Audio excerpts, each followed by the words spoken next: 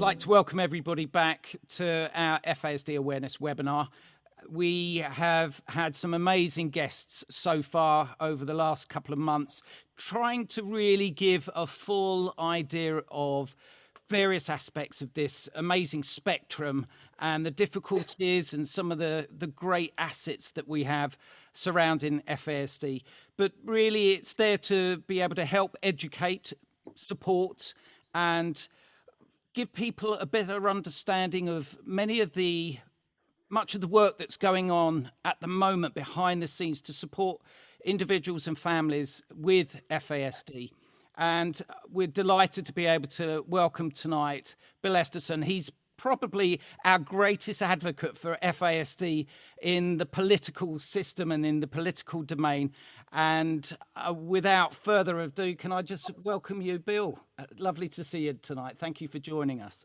Yeah, thanks very much, Andrew. It's great to be with you, and it just strikes me the fact that we have an FASD awareness seminar or series of seminars or regular get-togethers is an enormous step in the right direction for securing the changes and the improvement in awareness and in reduction of incidents in the first place, but also the support for those people and families and carers and professionals living with the consequences of FASD. So well done to everybody who's been involved in getting this far, and I'm looking forward to the next hour. Excellent. Well, likewise, I'm sure. Can you give us a bit of an insight? We're going to go into what you do and your role in Parliament and as a MP for Sefton. But can we talk a little bit, first of all, give an insight into why you're so passionate about FASD? Yeah, well, this first came to us as an issue. My wife, Caroline, and I adopted in 2007, and because we were adoptive parents, she wanted to give back, so she went on the Sefton adoption panel as it was and attended a seminar on FASD awareness. This is about 10 years ago.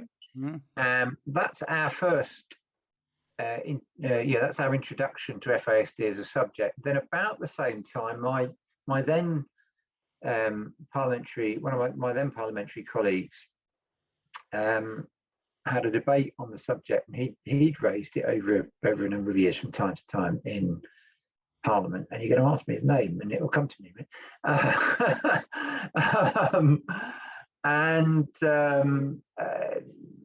So I took part in that debate and spoke at that time, and I held a subsequent one, and that's when I started looking at the international evidence and meeting people like Al Ainsley-Green, who was a great influence and source of information. Al told me that this is an entirely preventable, irreversible brain damage, and that's the simplest explanation of what FASD is and does. And people have to live with the consequences and the long-term difficulties and challenges, and everybody living with them the same. And we were increasingly realizing that our son in particular, and to a degree our daughter, exhibited the signs of FASD, and it was marrying up with what we were both learning. I heard from Al Ainsley-Green about what they do in Canada, where they teach children as young as 7, that in answer to the question, when you're pregnant, what don't you do? The children will answer, drink alcohol. So they start very young, they have the awareness, it's everywhere, it's universal, it's a big ubiquitous, and much greater awareness, much greater support is the norm in North America more generally, but particularly in Canada, and in a number of other countries across the continent. And I gradually realized that there isn't a safe level of alcohol that you can guarantee. Small amounts, even early in pregnancy, can cause serious damage. Now, I think like a lot of people, prior to my introduction to the subject, probably had barely heard of the term, but I knew that it was very dangerous to smoke when you're pregnant, and I think that message had got across extremely well. but I had no idea of just how dangerous small amounts of alcohol, let alone larger amounts of alcohol, can be and often are. And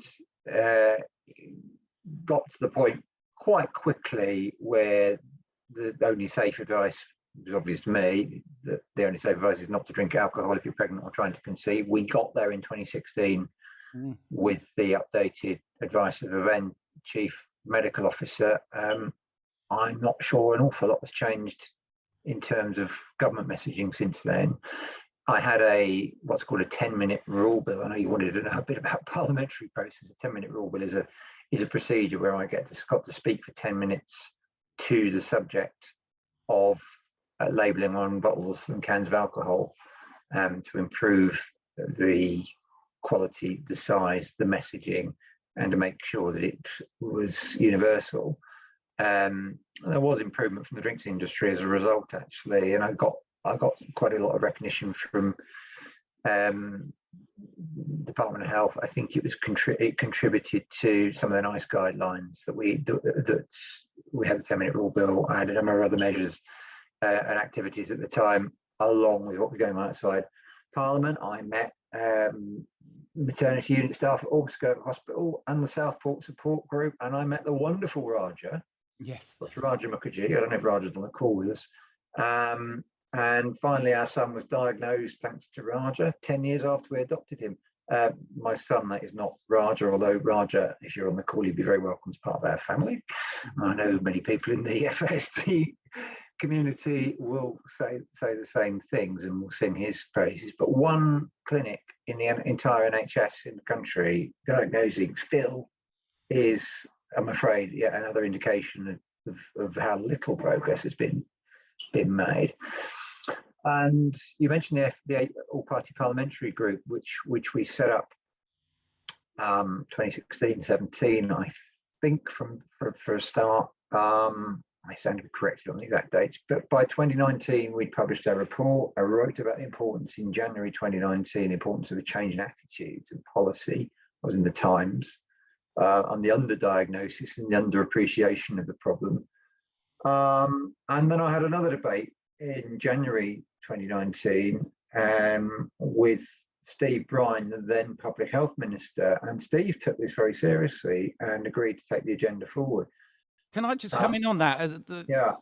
You know, I've read through that report, and I've got to say, at this point, that was where your classic line, "Babies being born brain damaged by alcohol is a national emergency," and that really took the attention, because that was the line that was brought out in the Times that they really captured, and they used that headline in the Times.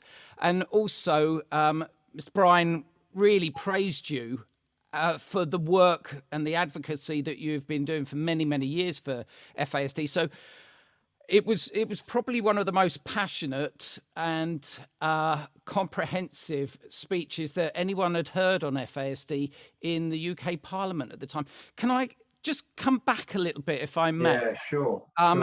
Because you've given us a lovely summary of how you've got to where you are at this point.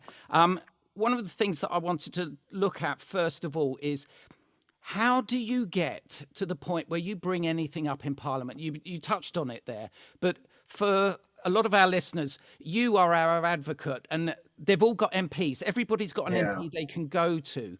And yet you chose this as one of your areas of passionate change that you wanted to bring about. What was the first moment of that for you? Well, one of the moments was actually before the APPG was set up. Simon and his then partner Julia, who were the initial secretariat for the party group, they lived in David Cameron's constituency. David Cameron was Prime Minister at the time. They'd gone to see him, and then they approached me because they knew of my interest by then. And we thought, well, if the Prime Minister is showing an interest, maybe there's a chance we can get somewhere. Cameron went on and wasn't Prime Minister anymore, so that opportunity perhaps lessened. But we then looked at what are the parliamentary processes you're asking. Now, an all-party group, you have to have members from all sides. Now, I'm an opposition MP. Having Conservatives on there, we've got members of the House of Lords as well, is enormously beneficial in giving credibility to the reports that we write, and the report we wrote about calling for the prevalence study and for greater awareness and support. As you said, Andrew, we did get a good hearing from Steve Bryan. The problem was Steve Bryan was about to resign from the government because of Brexit, which seems to interfere wherever we go. And let's not have it. Let's not talk too much about Brexit. We've got that one banned for the night. All right. It was no, it was, but it was, you know, that's where we were in politics, and FASD and many other things have not had the attention they might have done, because so much government attention has been taken up with Brexit and the pandemic, of course. So it's time to return to it. But I mean, I mentioned the 10-minute rule bill. A 10-minute rule bill is a parliamentary device. In theory, it's a piece of legislation that could go forward, but there's actually no real mechanism to do so, because unless the government gives it time, it can't go anywhere, because the government whips control what's called the order paper, which is the agenda and the time that's allocated. So it was a device to raise awareness at more or less prime time in the House of Commons in the early afternoon. And how was it received? So that's how a 10-minute rule bill goes. And then you have these debates. You have debates in the second chamber at Westminster Hall, which I've spoken in a couple of times, and then the debate with Steve Bryan, which was in the main chamber in an evening. Those are essentially what are available to me, other than that there are chances to amend other pieces of legislation. Now, as I'm a shadow minister, it's a bit more difficult for me at the moment, because I can't really add amendments to other people's legislation. I can only really do it on the bill committees that I'm serving on as a front bencher. But other people may be able to do that, which again comes back to why you're right. We need other MPs involved. And we are just reconstituting, thanks to Sandy Butcher, who did the secretariat in our second phase, and we're about to get it going again now. Rob Owens, who you've been working with in setting things up tonight, done some great research on me. He's also found out all the interested and potentially interested MPs, so they've now been invited to get involved in the new all-party group. And I'll make sure you've got all of those. But whether an MP is a member of the group or not, I would encourage everybody listening, get in touch with their own MP, make the case to him or her, make the case this is much wider. You know, if the Salford study is right, this is as significant, if not more so in numerical terms, than autism.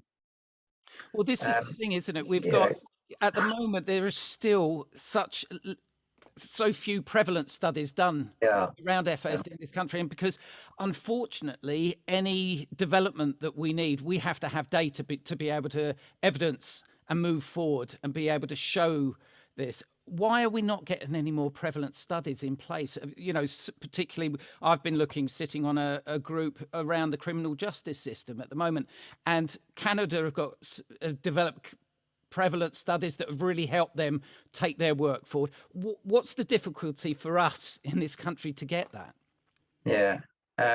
I just had good evening, Michelle, who says I am your MP. Well, I am your MP.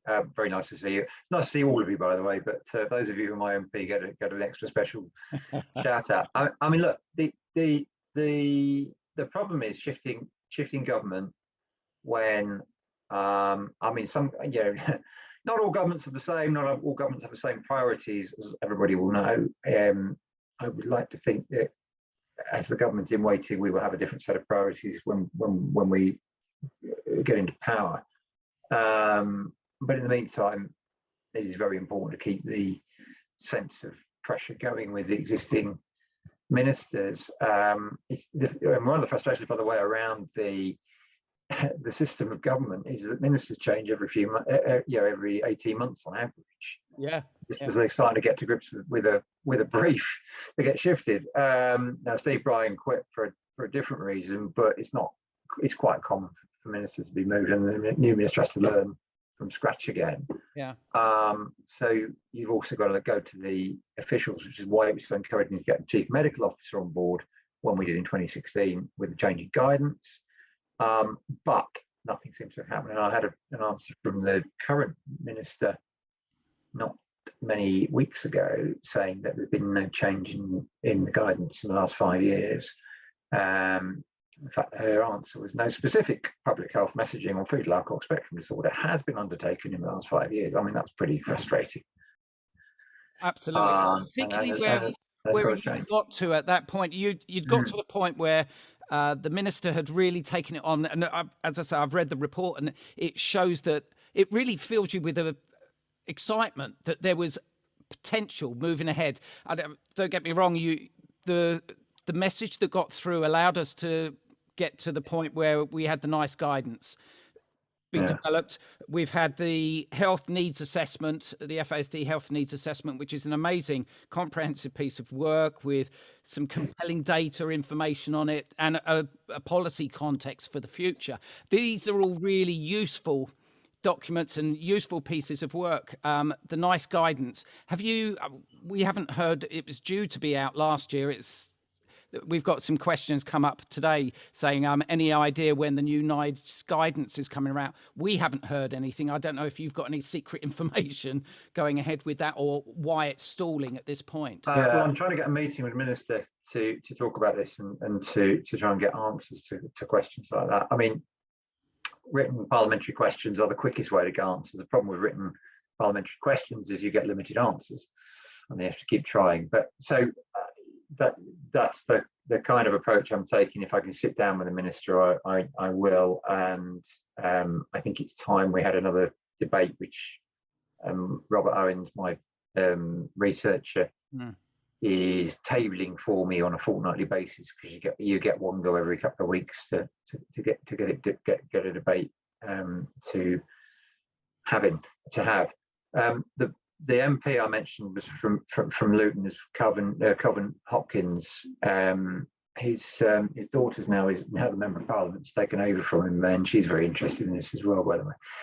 I knew Coven's name would come back to you. But he's finding other advocates, by the way, which is important. So my thinking at the moment is to go for the dual strategy of diagnosis and support for those living with FASD throughout their lifespan. We took some really good evidence in the all-party group, not just from children and parents and carers, but from adults. I remember a woman in her 40s giving evidence to us about her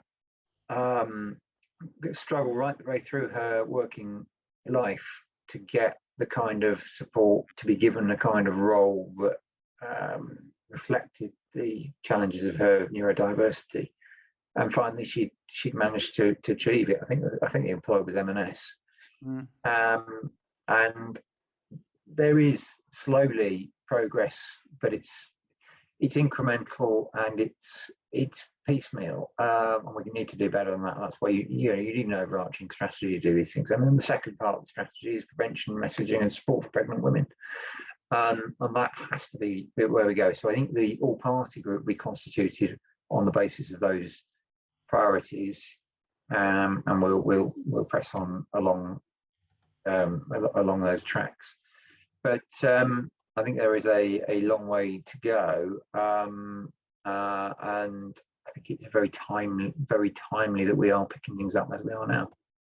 Yeah, with the NICE guidance that's due out, I know that's going to have a huge impact on clinical commissioning groups in regions around the country, because people are going to have to start listening. And there's a lot of work that's going on at the moment. We've got a new model that's working down here in the southeast through Raj's clinic, which is using a hub and spoke approach. But it means that we're not, we've just had a clinic, Cassie's clinic has recently closed down, which is devastating. They were running out 100 diagnosis. We're losing that. So obviously there is a momentum. We are about change. However, it just does seem, as you've explained, the problems that we face at a governmental level of changing those. Now, can you tell us a little bit more about, you've told us a bit about the all-party parliamentary group and explained how it's formed. What and about the important case studies that you've also been introduced to, because we've found that in any of our training seminars that we do, any of our workshops, last month our webinar with Maggie May was absolute sensation. Everyone loved her because she was a perfect candidate as a case study to show exactly what it's like with that lived experience. And you speak with lived experience as well. And those case studies, using those as examples, it hits a nerve with people. It strikes a chord. But I think it's important to support the Salford researchers, what's going on in Greater Manchester with initiatives like Trimester. Absolutely. I think it's very important to keep supporting Raja and what you're doing with it. You mentioned the hub and spoke approach. I mean, that's clearly a good idea. It's tried and tested in other fields, isn't it? So there's a lot of good practice out there, and I think one of the things I've learned over the years is where you've got good practice, you say, look, we know it works because it's already been done here. We know if we can do it here, we can do it everywhere, and it's bringing that evidence forward. But as far as engaging goes, I think engaging with clinicians, with officials and policymakers in Department of Health is a part. It's definitely important, and at a local level. I mean, these new integrated care systems, goodness knows how we get through yet another impenetrable layer of bureaucracy that's being set up. What was that about? No more top-down reorganisations. Anyway, we've got to make the most of the structure that we've got, and that's where we're going to be. That's the structure that's going to exist. So I think you do that at a local level, and I think you use the MPs to try and challenge it. And I think if you want to make progress with individual MPs, it's finding a group of people within the constituency. So the more people that you can find who are living with FASD, who are prepared to say to their member of parliament, look, this is my reality. Here is the evidence that says there's a whole load more people in your constituency who are living with this. I mean, it would be worth either you doing this or the all-party group. It's pretty easy for you to do it because I think the resourcing for the all-party group might be a bit stretched. Doing a campaign pack that people can use with each of their MPs, and once the all-party group's up and running, I can send it out from the APPG, saying here is the prevalence from the limited studies we've got. We know it's backed up from international comparisons, so we know we're likely prevalence. And here are the implications, and here's what it means for life chances. Here's what it looks like in education. So one SEN coordinator is not going to do this. Here is what it means for the need to make sure everybody in the education, health, and right across the public sector has their understanding that police, and I know you're going to ask me about the criminal justice system in a bit, probation, and as children become adults, into services, into benefits, into housing, and into employers. And let's try and improve life chances longer term too. But it's building that case with individual MPs that you can do by using personal stories and by backing it up. And I think the time is now to really push this forward again. And we'll do that with the APPG, but maybe it's but I think we should probably talk about this separately, whether it's something you can push out to everybody who's engaging with you directly as a first step.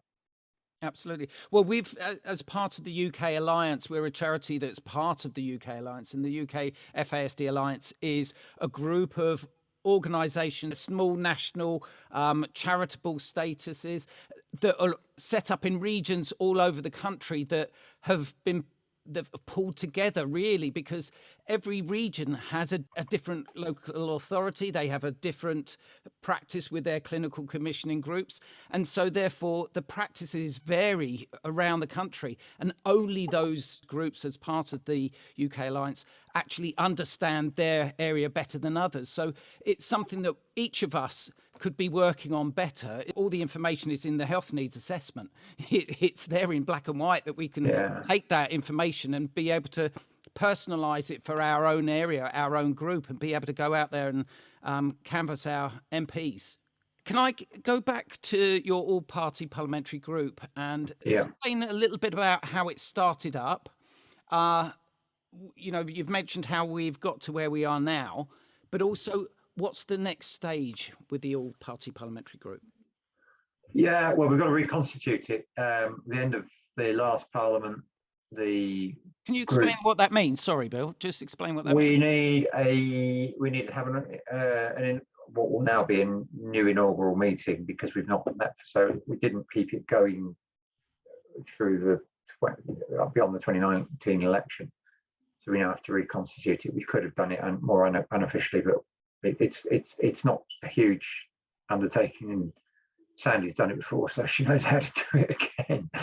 But that will mean getting people from. We'll need a Conservative MP. Well, that's not a problem. There are a number of Conservatives who are happy to support the setup, and we'll start taking evidence. We'll decide what our terms of reference are. We will decide what our priorities are, which I suggested, the ones I outlined before, and then we can start to make recommendations. But my sense is it might be more about using our situation to influence other colleagues, and a debate or more than one debate will be part of it. Building it into the wider health and education topics of discussion and strategy will be another part of it. And I think using the APPG as a way of engaging with other MPs on the evidence is going to be crucial. But look, we've made good progress in the past. I think we should be able to make good progress again, and that will be my intention in getting it going again in the interim period. I think with a different government, we'll have a better chance of making bigger strides more quickly. But at the moment, we've got to do what we can with this one. Do you have any links or connections you've had in the past with the Chief Medical Officer? Have you any links with the present Chief Medical Officer? And any discussions around this?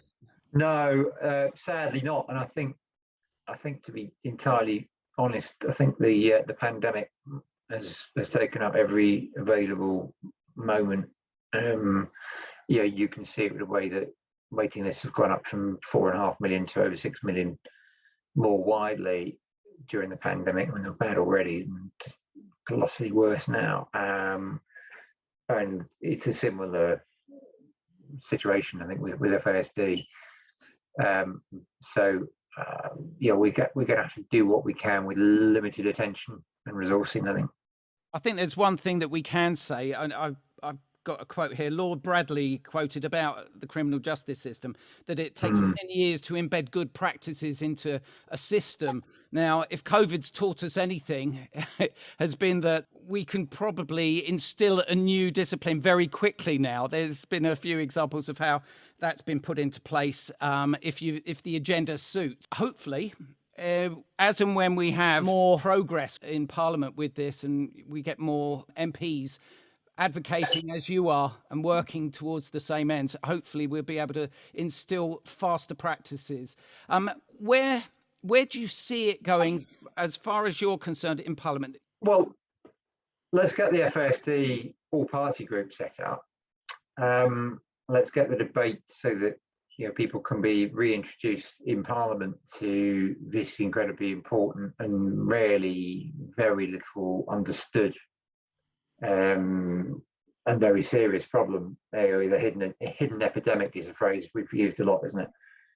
And start building awareness in the political front. I think that's probably the most important thing that we can do. But use the influence that an all-party group has to influence colleagues and to influence ministers. And I think now we have a better sense of what to go after. We can fine tune it. And one of the things that I can do straight away is follow up written questions, and there's some that will come to mind as a result just of this discussion. So we'll table those.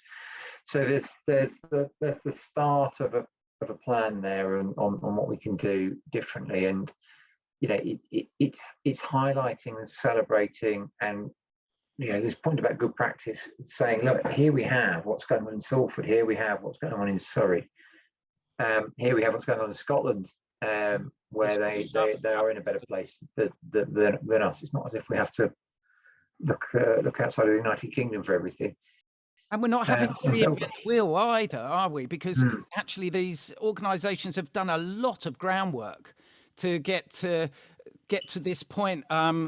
Sandy Butcher with the National Organisation of FASD as well, they're running these round tables where they get the experts in place to really get a good piece of paper that's coming out at the end of March now. All these things, really a lot of hard work is going on behind the scenes. We've got our system partnership group set up down here in the southeast with the clinical commissioning groups, and we're putting a lot of work to focus on how we educate everybody in the professional sector that's going to have any connection with the neurodisabilities, and particularly FASD in the southeast in Kent and Medway, because we've got to find some sort of practice that we can roll out around the country. If we've got these models in place and we've got these exercises that are working, and we're learning from our mistakes and we're learning what does work, what doesn't work, but worked collectively throughout the country rather than keeping it fragmented, seems to be the way forward. Yeah, I think that's true of health more generally, isn't it?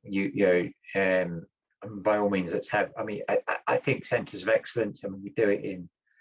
It's a successful and economic way of running many services. We do it with brain injury. We do it with heart services. We do it with cancer. This is a similar dynamic, but you have community services that go with. So the hub and spoke is a sensible model. So learning from other services is a very, very sensible way forward, I think, Andrew. And I think there's a wider point here around this community and the link between the professionals and those of you living with FASD in one way, to one degree or another, and the advocacy that you bring. You weren't here as a group. We didn't have this kind of level. 48 participants. I know you had far more than that last time. We are in half term as well. No, it's fine. You've got really good engagement, and I think it's leveraging what you've got.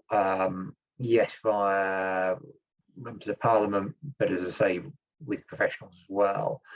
And I'm very keen that we perhaps have this kind of session as a formal session of the all-party group, as an evidence session.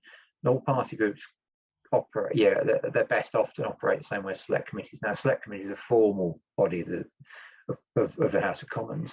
An all-party group isn't, but they can operate in the same way, and their reports can be just as compelling and effective. So I think that's another track for us that can have enormous benefit. Now, you mentioned earlier, and we discussed before we came on air, was that we've set up this group working and looking at transitions really from children's services into adult services. We have a lot of our support groups, people that we support through FASD awareness at the moment, and I know this is across the country, particularly families that are adoptive families, those that with children in foster care as well, and many SGO, special guardianship orders as well.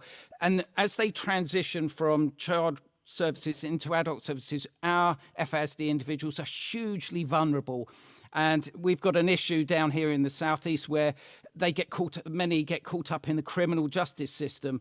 And we've got our data that says about the percentages of those in foster care that are a lot more likely to get involved in the criminal justice system.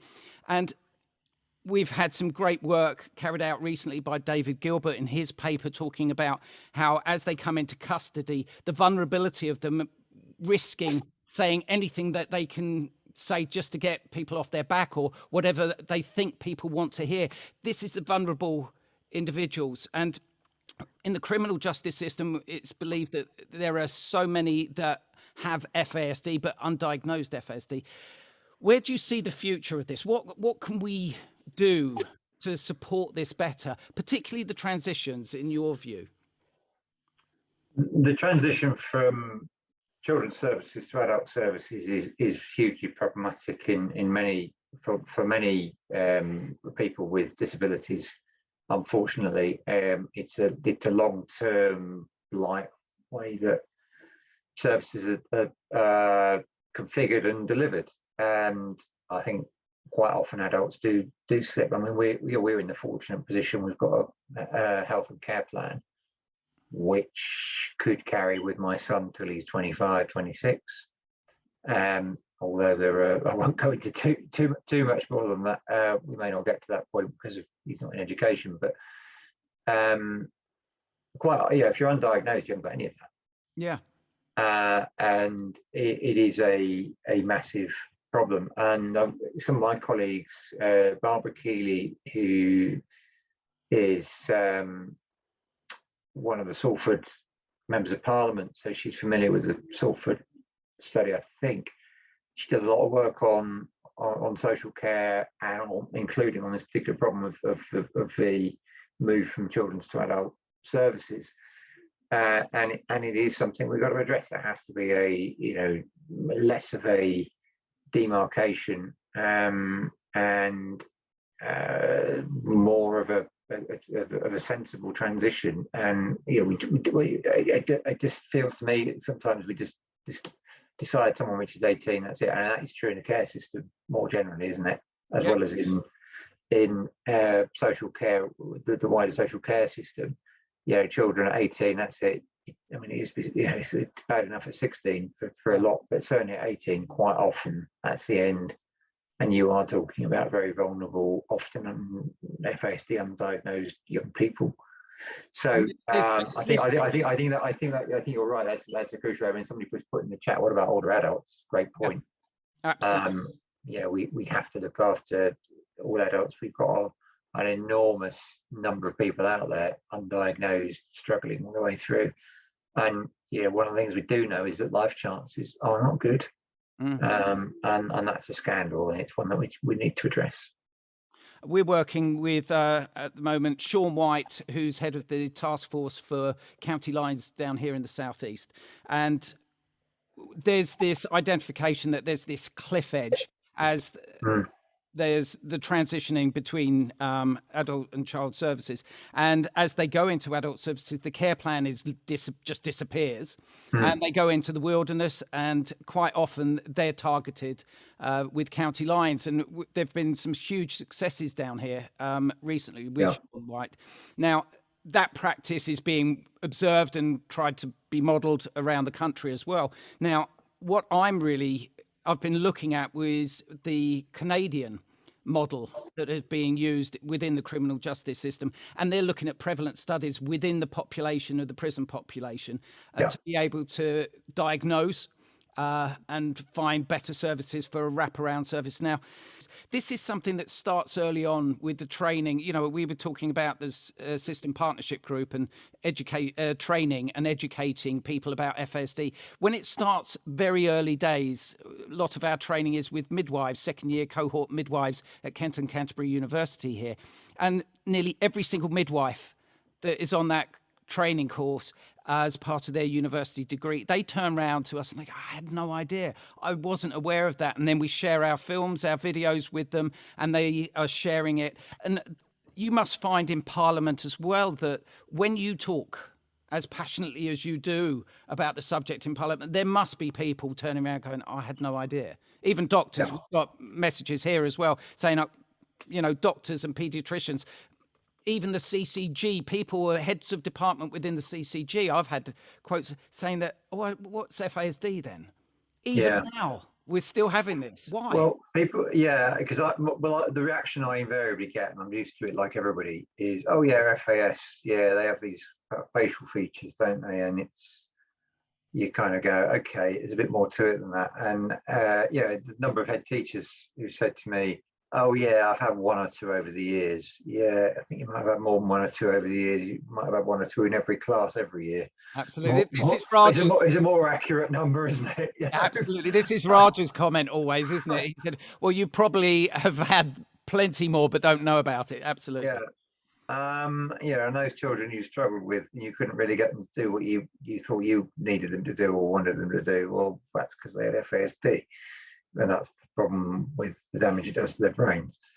So yeah, there's an enormous education piece. You're right about that, and the penny does drop with people, but you just have to keep doing it, don't you? And I come back to the point. There's a much bigger group now, a much bigger community who are in a position to contribute to that education piece, and we need to mobilise. And I think you're doing a great job in enabling that mobilisation, and the opportunities now. I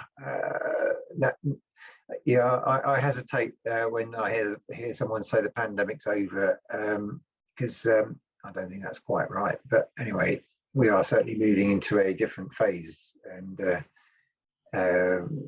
trying to live. I think a phrase we've come upon is living well with the pandemic, if that's possible, with COVID, if that's possible. And then that opens opportunities to really get into areas like FASD, and that's my reason. Absolutely.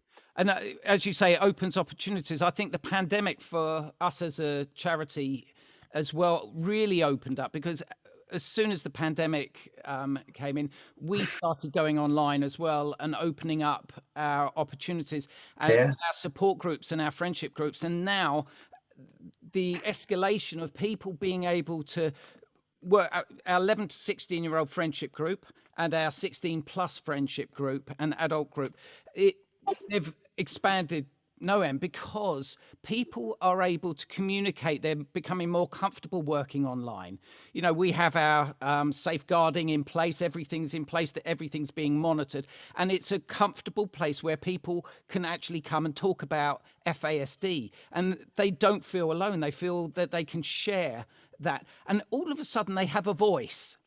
And they have people like our charities all over the country as part of the UK Alliance where they are advocating for them. And we have people that we've taken on board as ambassadors that are advocating for themselves and with those with like minds.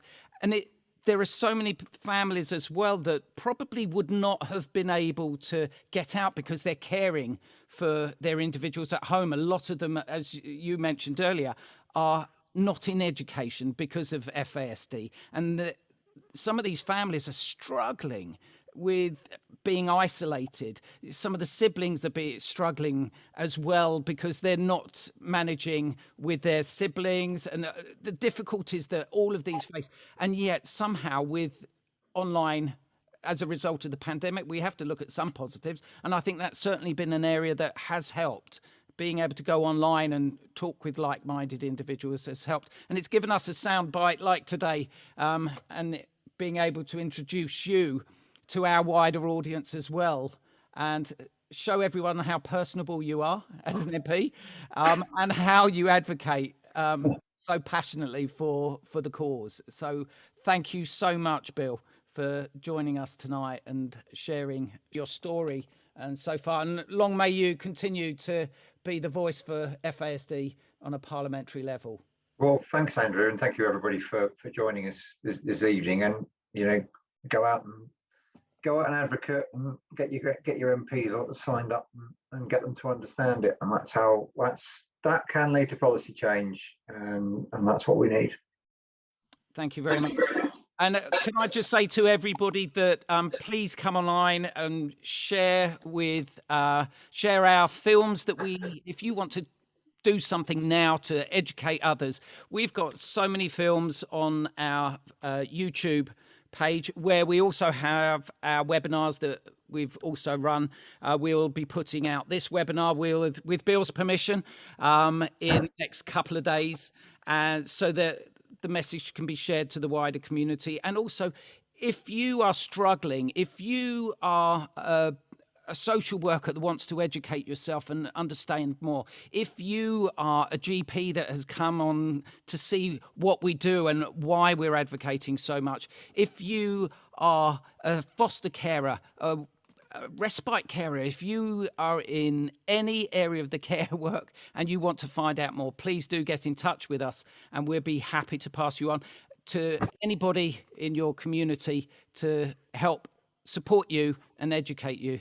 So thank you all so much for joining us. Thanks again, Bill, and see you soon. Thank you. All the best. Good night, everybody. Good night.